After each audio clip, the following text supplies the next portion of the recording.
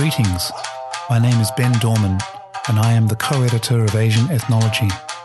Welcome to Asian Ethnology Podcast. In this episode of Asian Ethnology Podcast, I'm joined by Peter Knecht, former editor of Asian Folklore Studies. Peter edited Asian Folklore Studies for 26 years, and he took over from the first editor of the journal, Mathias Eder.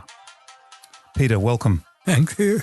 And thank you for joining us. So I'd like to ask you some questions about the beginnings of the journal in 1942, how it was founded, why and by whom. Well, let's start with the man, Mathias Eder, an Austrian, member of the Society of the Divine Bird, Missionary Society.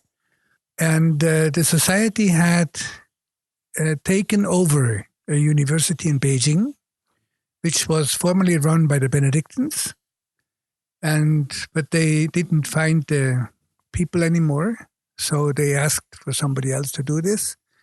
And the SVD, as we call the society, was charged to take over. And by that time, Eder was still in Japan as a student of the language, which he did for, as far as I remember, about half a year. Then he went to Kanazawa to teach in a high school. But he taught, I think, language, either German or English. I don't really quite know. But it was not to his likings. And so he felt he would like to study. He would like to get some academic work done instead of going to school just like that. And so he got eventually a permission to study, and he decided to study, well, let's say Japanese culture, with a special emphasis on linguistics. And so he went to Vienna, he went to Paris, and he ended up in Berlin at the end, where he wrote his thesis and where he got his PhD in 1938. And by that year, he left for the Far East, to China, because by the time the SVD had begun to direct this university, and so it was kind of a natural place for him to go there. But he didn't know Chinese. He knew Japanese, but not Chinese. So how he learned it, I don't know. I never talked about that. We took it for granted that he would speak Japanese because he spoke Japanese to us or German. So, and he started teaching there ethnology. But for him, it was important from the very beginning that ethnology is a kind of a academic work that does not rely exclusively on reading books and texts. It is important to have contact with reality. And so one thing is to go out and what we call now fieldwork, do fieldwork, or collect material, artifacts, all kinds of things. Yeah. So that's what he did. He did not do fieldwork as we would do it now. He was not that sort of a fieldworker, but he would go out, talk with the people, look at what they had, what they did, and ask them to explain what it was. So he collected these items. And he brought them back to the university with the idea that eventually something should be done by the university so that these materials could be approached by the general public. And that's a long kind of discussion that goes on until the university finally decides to grant him some space and some money with which he could run, let's say a small museum at the beginning. Of course, you cannot start with a big thing. So that's what he did. And fortunately, the rector of the time, Rudolf Rahmann, he was himself an ethnologist or anthropologist. So he was interested in the topic and in the whole thing. So he kind of supported him, but he was tough. He was very tough. So Eder, sometimes they had rather harsh discussions, it seems. But anyway, eventually they got so far that he could get a section in the university where he could establish the museum and where he could locate the, let's say, editorial office.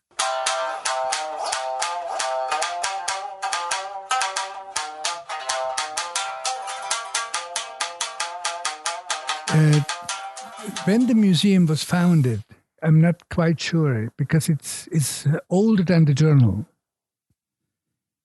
But it's just a few years older, so there cannot be so much of a distance. Also, besides, he came to Beijing in 1938. And so he had there are only 4 years between his arrival and the time when the journal was published. But he always thought the journal should be a publication of the museum because in that case he could have the material to study that should be studied, and he would have a place where the results could be published. But it did not mean that only people working at the university or the museum would be able or allowed to publish in the journal. Everybody could. In fact, he writes on the back page of the cover, he accepted contributions in 3 languages, which was German, English, and French. Neither Chinese nor Japanese. But he would make a translation at the end of an article, also in Chinese, not so much in Japanese. I can't remember having seen something in Japanese, but in Chinese, yes. And so because he was interested in having the journal to be, one thing, a publication of the museum, to give it the face towards the outside, and secondly, a place where people could learn about Asian, let's say folklore now, or also Asians learn about European or Western folklore. So he saw it as a kind of a place where ideas could be ventured and ventilated or exchanged between these two pretty different worlds. So that was his basic idea. Right. You actually wrote an obituary for him in Asian Folklore Studies, volume 39, issue number 2, about his. He'd always understood his work for the journal as his particular contribution to the missionary efforts of the religious order. Yeah. I'd just like to explore that a little bit. Could you explain a little bit more about that and the background behind that and any types of issues that may have arisen from his personal desire to do that? Well, I think one was a personal reason. His position in Japan as a member of a missionary society, he must have felt some sort of an urge or an obligation to show to his confreres that he too does something for the missions, but he's not just something like a parasite, to put it in a bad sense, yeah? Mm-hmm. And actually, I can understand this quite well because I felt like that too. But he had another idea too. He said, and he mentions this in his editorial, when Schmidt founded Anthropos, this later on world-famous journal, he insisted from the very beginning that missionaries contribute to the publication of this journal by writing articles, writing reports, because he says they are the people who stay with their in the culture for the longest of time, much more than an ordinary anthropologist. And they knew that they would know the language, they would know the customs, and so they would know what they talk about. And this idea, Eder takes over and says, actually he quotes the Journal of Schmidt, saying the first article in the Anthropos was about the contribution of missionaries to the study of anthropology. And so that's what we can do too. But China or Japan is not New Guinea or the pygmies in Africa or any of these so-called, now it's a bad word, but to say a primitive culture, so we cannot take the same approach.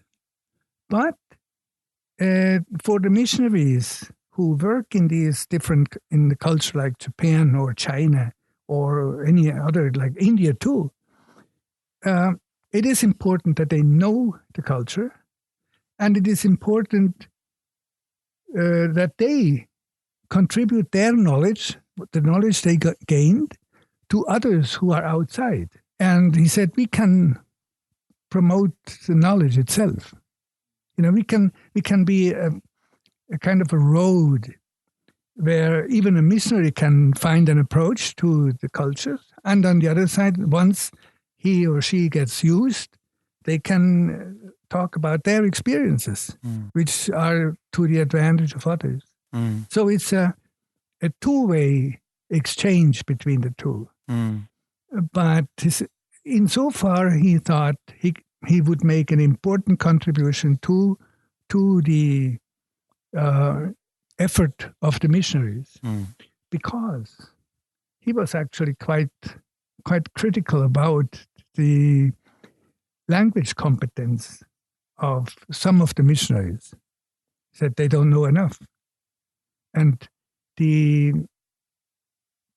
people are geared, people learn to deal with this kind of problem, so that the missionary finds himself, I can get along, or people understand me. That's okay, as long as he is within that group. But if that ends, then the things change. So this is specifically about missionaries in Japan?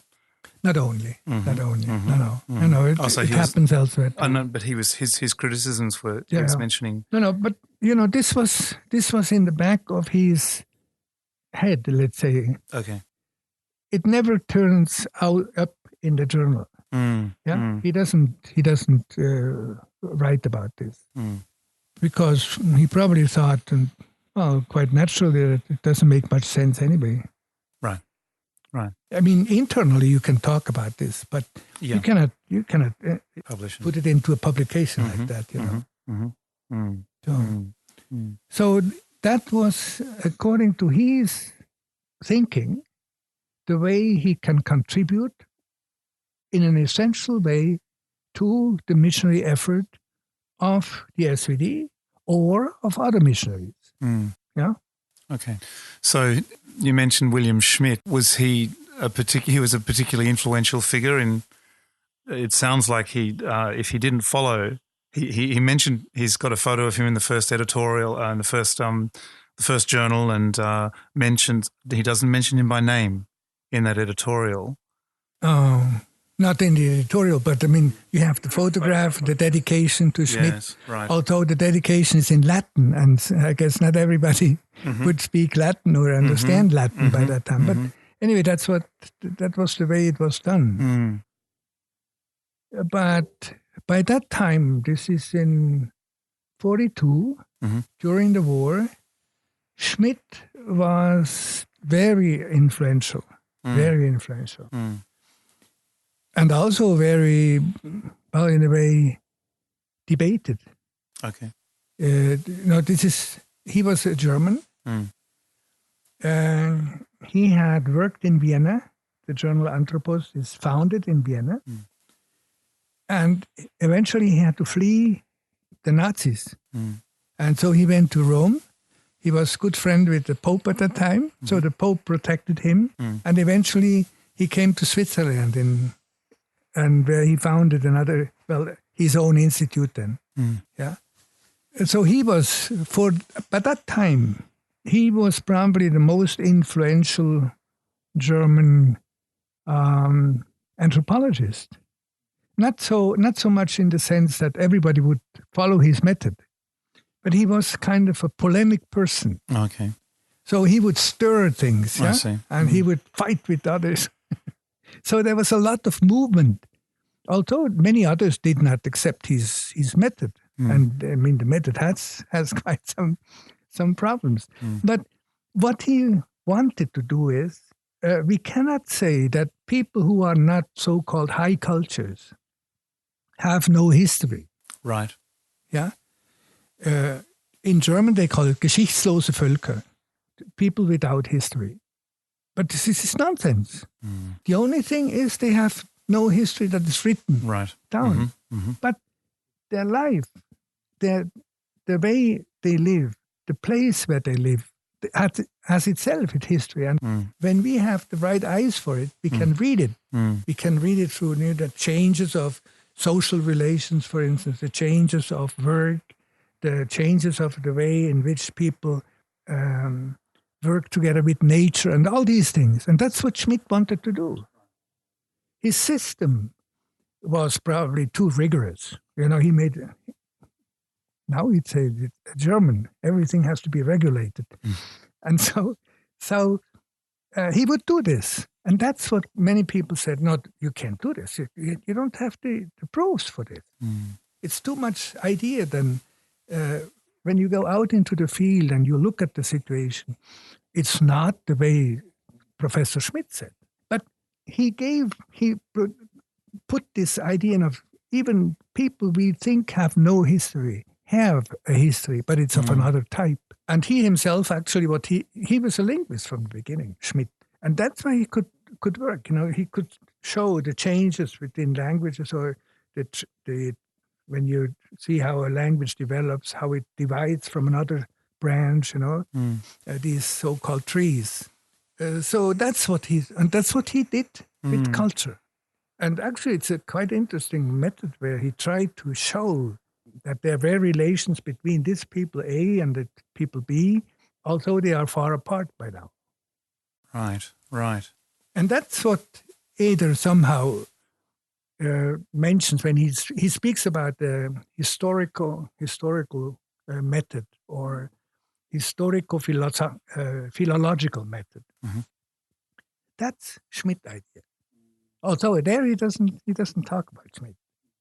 Probably also because it was a time, this was still Adolf.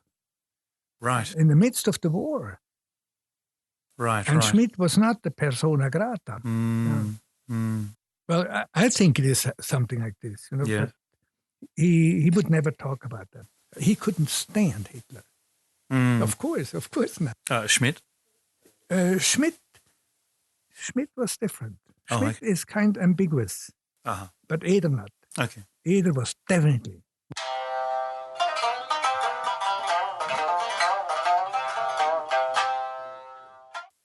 On the other side, he himself may not have had a special method which would lead him to search for material or search for information. I don't think so. Later on, he wrote, on Buddhism. He wrote on Chinese religion, which is not necessarily what probably Schmidt thought. But well, that's another thing. So when the journal was founded in 1942, it was in China for a period of 7 years? Yes. So what happened? Eder himself was in China at Fujian University? Yes, yes. So by the time he founded the journal, Beijing was under Japanese rule. And the university was obliged to take a certain number of Japanese professors for their staff. Okay. And this is one of the reasons he got into rather close contact with certain folklorists from Japan.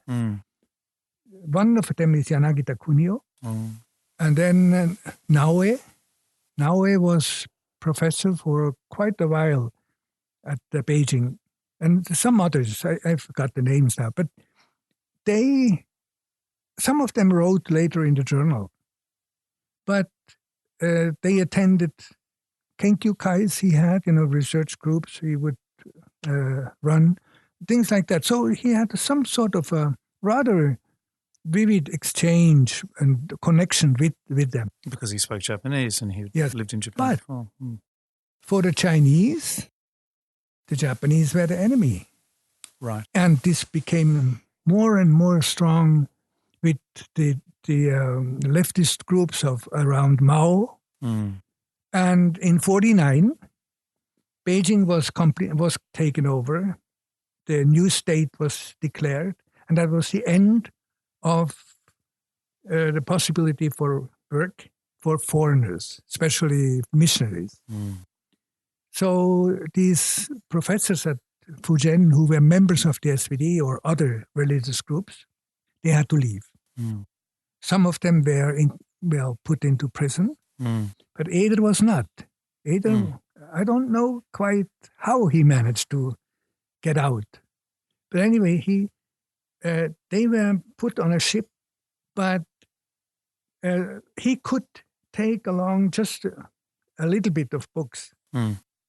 And he brought them eventually here. They ended up at Nanzan University.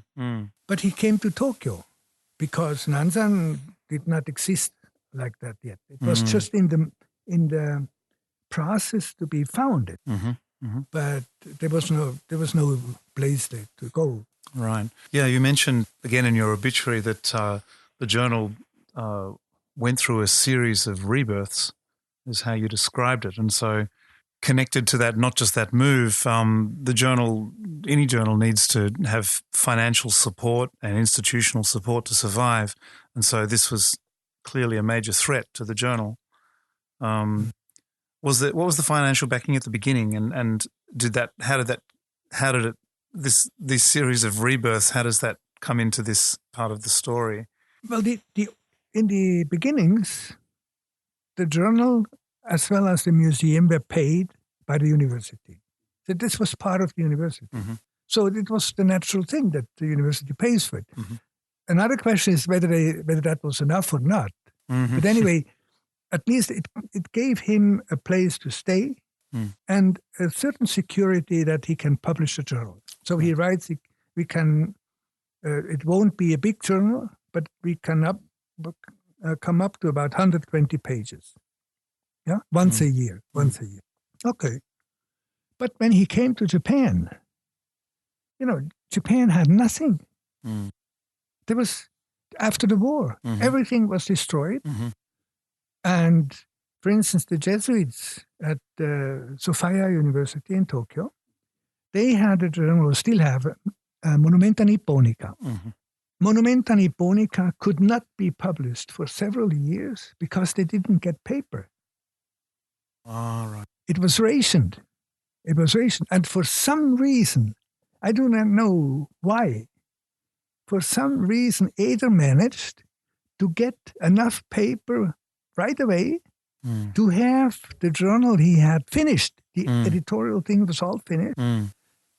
Published in Japan. Yeah. So there are actually 2 issues of 49, the same issue. Yeah, that's interesting because there was a intense paper shortage in that year. Newspapers couldn't publish. Major newspapers had all sorts of there were riots, strikes by journalists and so on. It was a pretty eventful year. Yeah, yeah. So he managed to get the money for that. He always he often said, the Jesuits were so angry because they couldn't get the paper to publish their journal. And he got it, and he just had come from outside. Right. But anyway, if you look at that issue, the 1949 issue, it says published in China, Peking. Okay. And he kept this for several years because he thought he still could go back one day. This would, this thing of Mao, this is just a temporary affair. This is not going to last. Okay. But we are still there. Yeah. Yeah. Did he have some particular attraction to China then, as opposed to Japan? He'd had experience in Japan, and did he mention to you that China was somewhere where he would like to return, or the reasons why? He would have liked to return. Yes. What was the reason, or what were the reasons? Because it's it's the place where he lived the longest time. Okay. And where he had all his work. Okay. So, although it was just a few years, actually. Yeah. It's about 4 years to get all together, yeah? But I think it must have been 4 rather intensive years. But apparently he did not believe that the communist movement would be such a big affair that it would last. So for many years, for several years, I think for about 3 years, you can find still Peking on the title page. And only after that it comes to Tokyo. And in Tokyo he had nothing. He had nothing. He was living in a kind of a apartment house, a small apartment, what we call apato at that time, right, which it doesn't exist anymore. So wooden structures and so. And he started teaching at an American school. One was a university, a branch of a university in the States, close to Tokyo for the armed forces. The other one was eventually the American school, high school, hired him as a Latin teacher. And so that's his income. That's his income. And with this, he was able to publish a journal.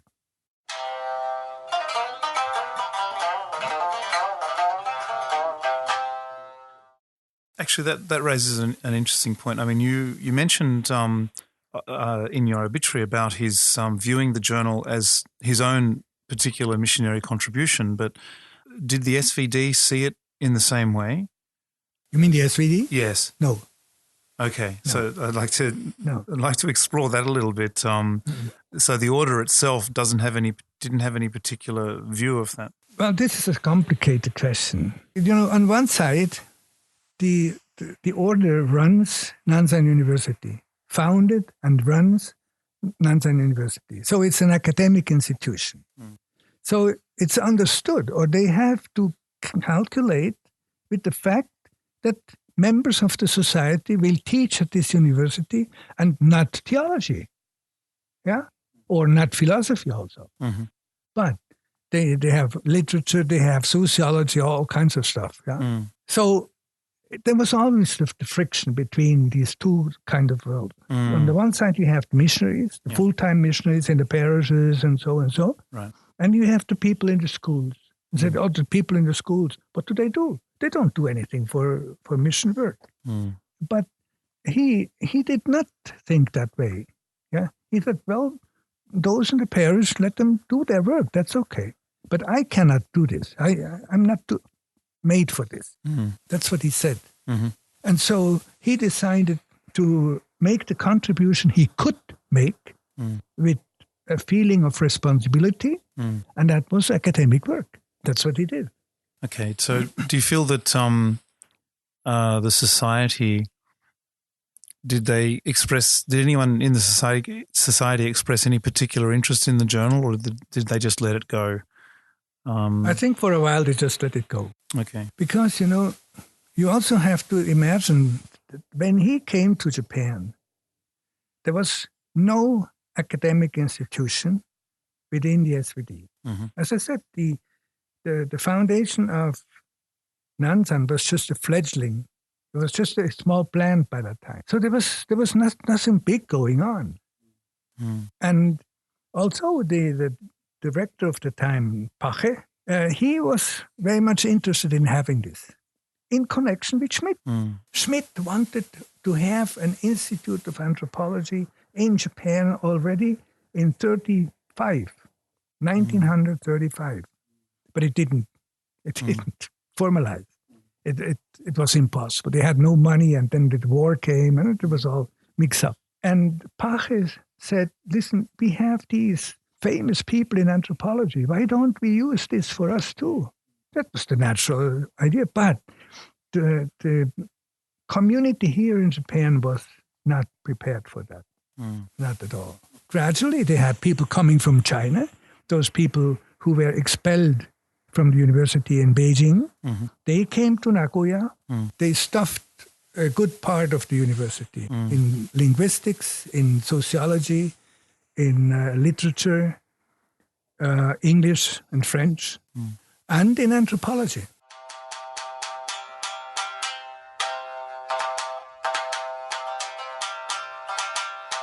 I'm Ben Dorman, and you're listening to Asian Ethnology Podcast. My guest today is the former editor of Asian Folklore Studies, Peter Knecht. Going back to the question of the series of rebirths, he was on his own, in a sense. At least from 49, from the time when he arrived, to, I would say, 66. Okay. 66. Because 66 is the year when he was invited by Dorson to come to Indiana University and have a course there. And that's the time when they talked about the financial stabilization of the journal. Yeah, Dorson would make a deal and said, listen, we have so many students. If you agree to publish their work, their graduation work, for instance, in the journal, you will have a steady flow of contributions, and I'll see to it that Indiana University pays for the journal for 10 years.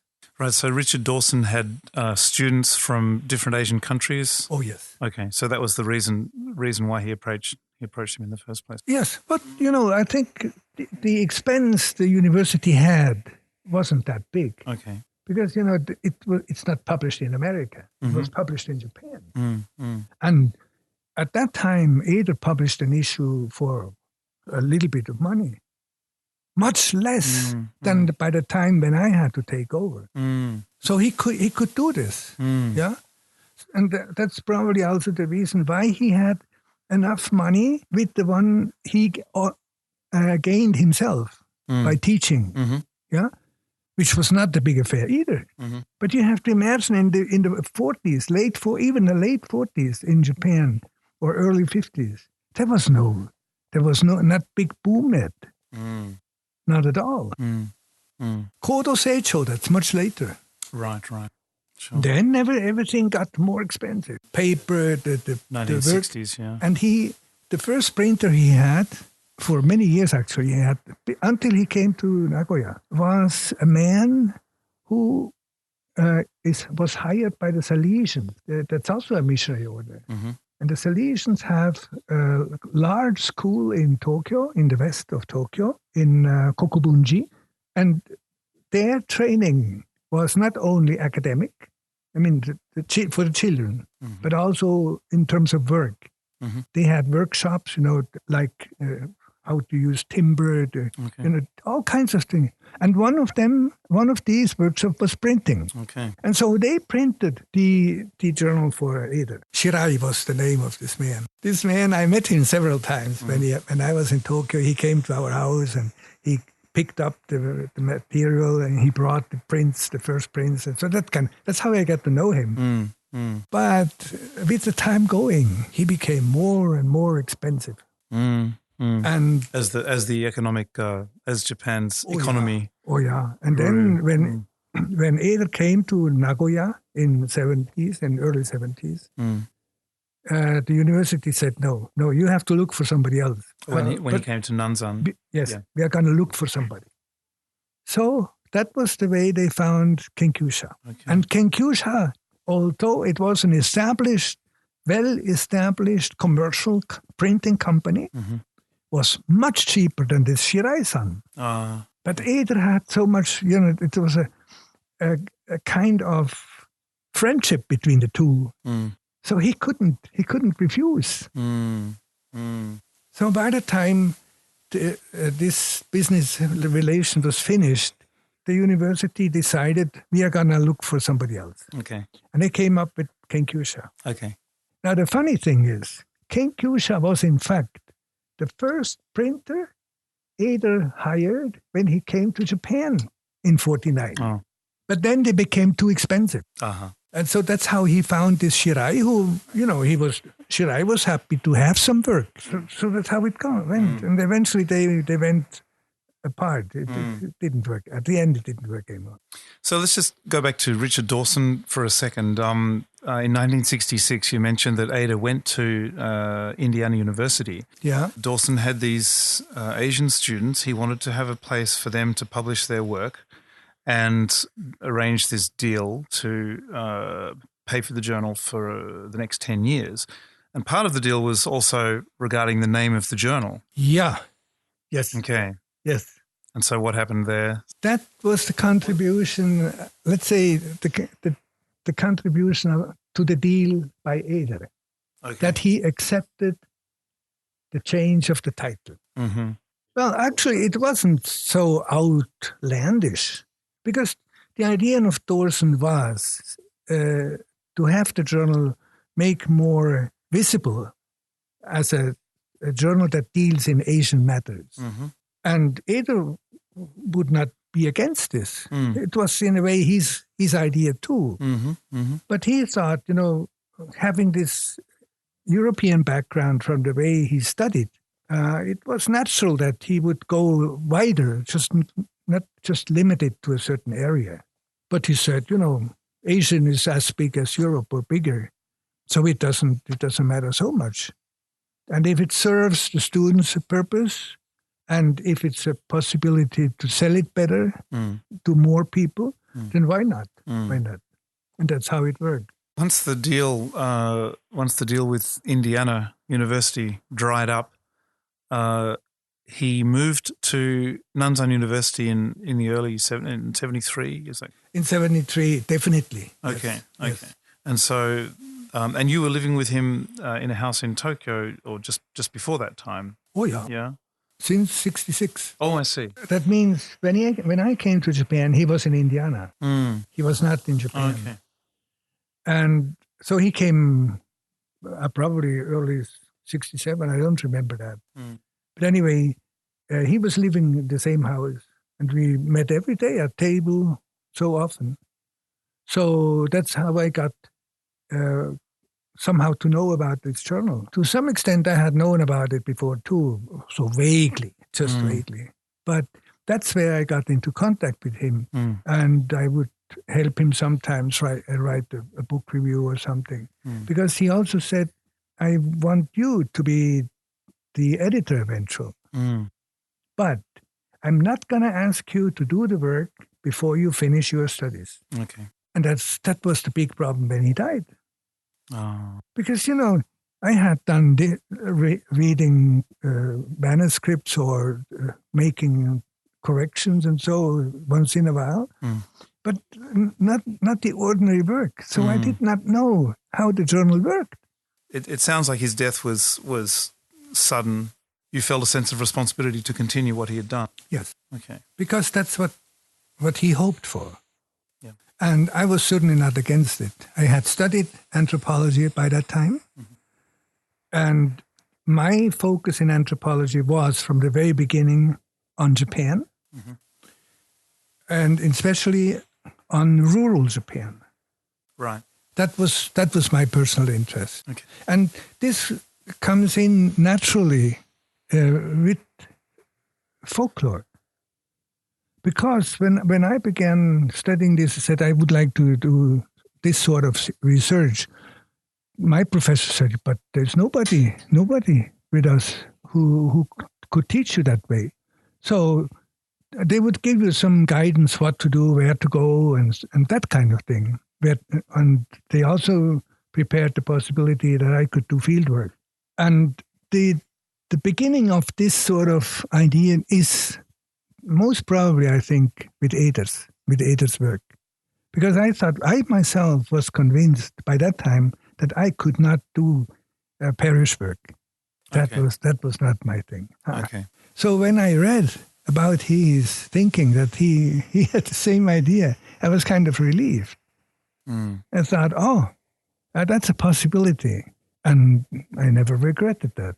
Okay, so can I ask you the same question as I asked about him before, he viewed the journal as part of his missionary efforts. Did you view the journal in the same way yourself? Yes. Because, well, my justification, my personal justification for it was, do this sort of work means you have to get involved with people. And that's where I think I thought differently from Eder. Eder is always in distance. He would go out with his motorbike into the villages, watch people working or watching matsuri and that kind of thing. But he would never live in a Japanese house. He would always bring along his tent. Oh. And to me, this was kind of a symbol. On one side, he wanted to be close to the people, but he would keep a certain distance. And I suppose it has to do with the idea of objective research he had in mind. Okay. When you read his editorial, it sounds a little bit like that. Yeah. So he would not get mingled with the people. He would not become a member of a family. Not at all. He had some friends, very close friends, but he would not stay there. Would not stay there. And that's something I could not do. I thought if I want to be able to make a contribution to the missionaries, I have to do this from a standpoint they cannot take. Because if you work in a church, in a way, you are, of course, among the people, but a certain kind of people. It's not the everyday family or so. These are people who've chosen to come to a church. Yes. Right. Yes, and you build your own world, with kindergarten or whatever it is, and it's sort of a strongly religious, I guess so, strongly religious atmosphere. While I wanted to know what is the people's religious feeling, if there's anything like that, in, I shouldn't say basement, but as the base of their life. What do they make? What is religion for them in their daily life? That's what I was interested in. I'm still interested in that. But this is entirely different from what the people do here. So, but insofar, that's why he felt uneasy when Indiana got so heavily involved in the journal. Because he felt, this takes it too far away from the missionary effort. Okay. It has no consideration for it anymore. So it's a secular university. Yeah, right? Of course he could decide whose article he would accept or not. That was still basically his decision. Sometimes Dorson would say, "Listen, we would like to have this published," but basically he said there was no pressure from the set. The only thing was the general agreement that he would consider their contribution first. Let's say so. Yeah. And so he felt a bit uneasy with the money. Would you say? Yeah, well, because he's controlled to a certain extent. You have to follow the words of those who give you the food. Right.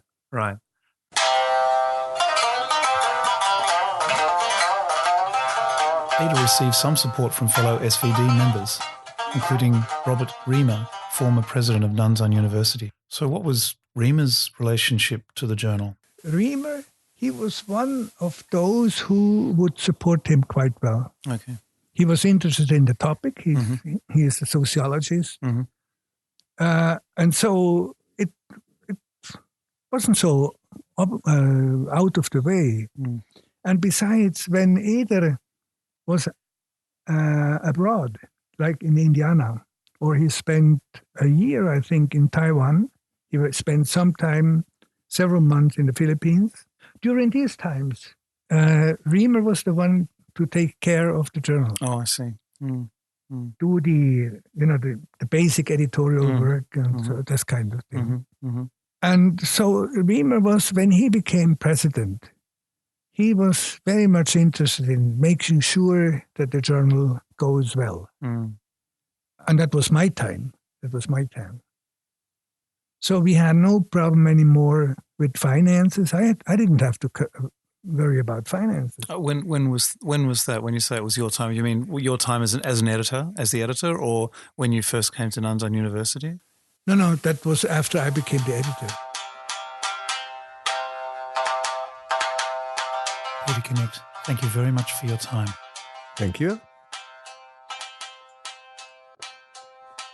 Peter Knecht will join us in future episodes when he discusses his experiences as the editor of Asian Folklore Studies and also his experiences researching on Japan over a period of 50 years.